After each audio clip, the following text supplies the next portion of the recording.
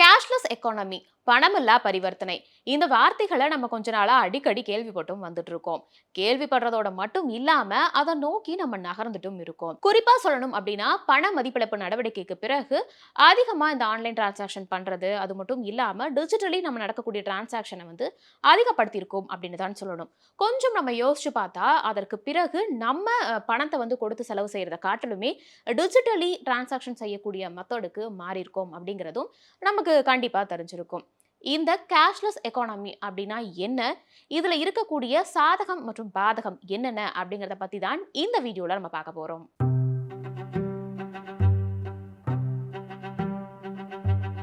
Cashless economy அப்படிங்கிறது பணத்தை கையில இருந்து எடுத்து செலவு பண்ணாம, அதாவது பணம் அந்த நோட்டா பிசிக்கல் கேஷை எடுத்து கொடுத்து ஒரு பில் பே பண்ணக்கூடிய இடத்துலயோ இல்லைன்னா ஒரு நபருக்கோ கொடுக்காம டிஜிட்டல் மெத்தட்ல பே பண்றது தான். எக்ஸாம்பிளுக்கு எடுத்துக்கிட்டோம் அப்படின்னா credit card, debit card, mobile wallet இந்த மாதிரி ஆன்லைன் பேமெண்ட்ஸ் மெத்தட்ல பயன்படுத்தி ஒரு டிரான்சாக்ஷனை நம்ம முடிக்கிறது தான். இந்த இடங்கள்ல நம்ம பிசிக்கலா கேஷ் வச்சிருக்கணும் அப்படிங்கிற ஒரு அவசியமே இருக்காது.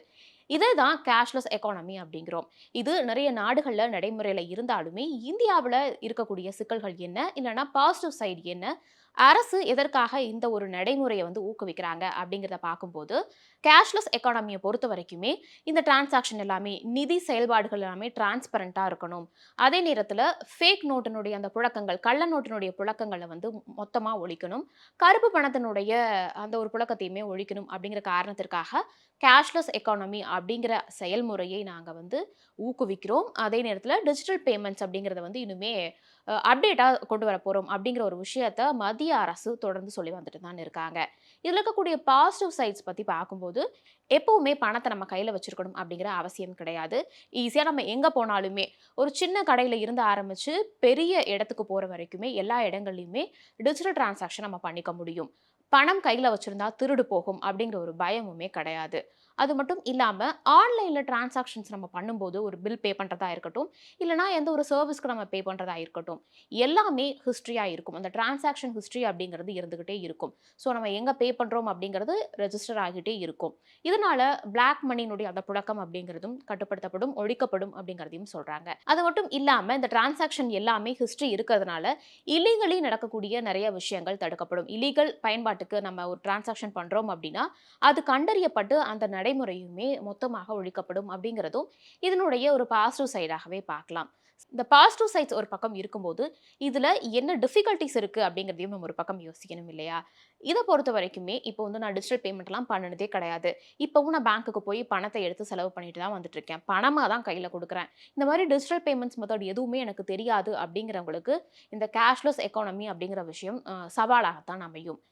ஒரு மொபைல் ஃபோன் இல்ல, ஸ்மார்ட் ஃபோன் இல்ல அப்படிங்கிறவங்களுக்கும் இது ஒரு சவாலான விஷயமாக தான் அமையும். அதே நேரத்துல சைபர் பாதுகாப்பு அப்படிங்கிற ஒரு விஷயமுமே இந்த டிஜிட்டல் பேமெண்ட்ஸை பொறுத்த வரைக்குமே ஸ்ட்ராங்கா இருக்கணும். ஏதாவது ஒரு இடத்துல ஒரு சிக்கல், சைபர் செக்யூரிட்டில சிக்கல் ஏற்பட்டுச்சு அப்படின்னா பணமும் லாஸ் ஆகறதுக்கான வாய்ப்புகள் இருக்கு. அதே மாதிரி இந்த டிரான்சாக்ஷன்ல ஒரு ஒரு பிரைவசி அப்படிங்கிற விஷயமும் இல்லாம போறதுக்கான சான்சஸ் இருக்கு. ஸோ கேஷ்லெஸ் எக்கானமிய மொத்தமா கொண்டு வரதுக்கு முன்னாடி சைபர் செக்யூரிட்டிய ரொம்ப ஸ்ட்ராங் பண்ணணும் அப்படிங்கிறதும் ஒரு முக்கியமான அம்சமாக பார்க்கப்படுது. இது எல்லாம் இப்ப வரைக்கும் நம்ம பார்த்த அந்த டிஃபிகல்டீஸ், பாசிட்டிவ் சைட்ஸ் எல்லாமே காமனா இருக்கக்கூடிய ஒரு விஷயம் தான். பேசிக்காவே எல்லாத்துக்கும் தெரிஞ்சிருக்கும். ஆனா இதுல இருக்கக்கூடிய முக்கியமான இன்னொரு ஒரு டெர்ம்ஸ பத்தி நம்ம யோசிக்க மறந்துடுறோம். அதாவது பணத்த ஒரு இடத்துல நம்ம குடுக்குறோம். பில் பே பண்றோம். ஒரு தனிநபருக்கு குடுக்குறோம். இல்லைன்னா ஒரு சர்வீஸ்க்கு குடுக்குறோம் அப்படிங்கும்போது அந்த பணம் எத்தனை பேருக்கு ரொட்டேஷன் ஆயிட்டு வந்துட்டு இருந்தாலும் அதனுடைய வேல்யூ அப்படிங்கிறது சேமாக தான் இருக்கும். இதுவே நீங்க ஒரு கிரெடிட் கார்டை யூஸ் பண்ணி நீங்க பில்ல பே பண்றீங்க அப்படிங்கும்போது அதற்கான இன்ட்ரெஸ்ட் ரேட் அப்படிங்கிறது அதிகரிச்சு ஒரு தனிநபரினுடைய செலவுக்கான அந்த சுமையும் அதிகரிக்கும். ஒரு சின்ன எக்ஸாம்பிளோட அதை பார்க்கணும் அப்படின்னா ஒரு ரூ. 40 உங்ககிட்ட இருக்கு. அந்த ரூ. 40 வச்சுக்கிட்டு நீங்க ஒரு பால் கடைக்கு போய் ரூ. 40 குடுத்து பால் வாங்கிட்டு வந்துடுறீங்க. அந்த பால் கடைக்காரர் அந்த ரூ. 40 வச்சுட்டு ஒரு டீ கடைக்கு போறாரு. டீலாம் குடிச்சிட்டு ரூ. 40 அவரும் அந்த டீ கடைக்காரர்கிட்ட குடுத்துட்டு வந்துடுறாரு. டீ கடைக்காரர் அதே ரூ. 40 வச்சுட்டு ஒரு மளிகை கடைக்கு போய் சர்க்கரை ரூ. 40 வாங்கிட்டு வராரு.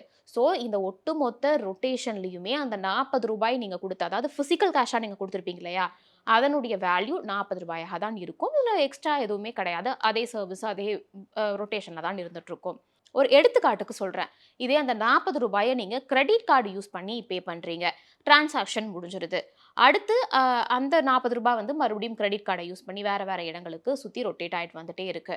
So end of the day நீங்க பார்க்கும்போது கிரெடிட் கார்டு யூஸ் பண்ணுனதுனால, கிரெடிட் கார்டு குடுத்த அந்த குறிப்பிட்ட வங்கிக்கோ, நிதி நிறுவனங்களுக்கோ நீங்க வந்து ஆவரேஜா சராசரியா அப்படின்னு எடுத்துக்கிட்டோம்னா, ஒரு 3% இன்ட்ரெஸ்ட் ரேட் அப்படிங்கிறது பே பண்ண வேண்டியதா இருக்கும். ஸோ நீங்க ரூ. 40 பே பண்ண வேண்டிய இடத்துல 3% இன்ட்ரெஸ்ட் ரேட்டோட சேர்த்து எக்ஸ்ட்ரா பே பண்ண வேண்டியதா இருக்கும். ஆக்சுவல் அந்த பில் அமௌண்ட்ட விட ஒவ்வொரு இடத்துலயும் நீங்க 3% ஆவரேஜ் இன்ட்ரெஸ்ட் ரேட் அப்படின்னு பார்க்கும்போது, எண்ட் ஆஃப் த டே உங்களுடைய செலவு செய்யக்கூடிய அந்த பணம் அப்படிங்கிறது ஆக்சுவல் ரேட்ல இருந்து அதிகரிச்சிருக்கும். நார்மலா பார்க்கும்போது கிரெடிட் கார்டு கொடுத்த ஒரு பேங்க்குக்கோ, ஒரு நிறுவனத்துக்கோ இது வந்து லாபமாக தான் அமையும். ஓகே நம்ம கிரெடிட் கார்டு யூஸ் பண்றாங்க. அதனால நமக்கு ஒரு ப்ராஃபிட் கிடைக்குது அப்படிங்கிறது அந்த நிறுவனத்திற்கு வந்து ஒரு ப்ராஃபிட்டா இருக்கலாம். ஆனா ஒரு தனிநபருக்கு அப்படின்னு பார்க்கும்போது, யூசுவலா பண்ணக்கூடிய செலவை காட்டிலும் இது வந்து ஒரு எக்ஸ்பென்ஸ்ல ஒரு சுமையாக அமையும். இதுதான் இந்த கேஷ்லெஸ் எக்கானமிய பொறுத்தவரைக்குமே இருக்கக்கூடிய சாதகம் மற்றும் பாதகங்கள்.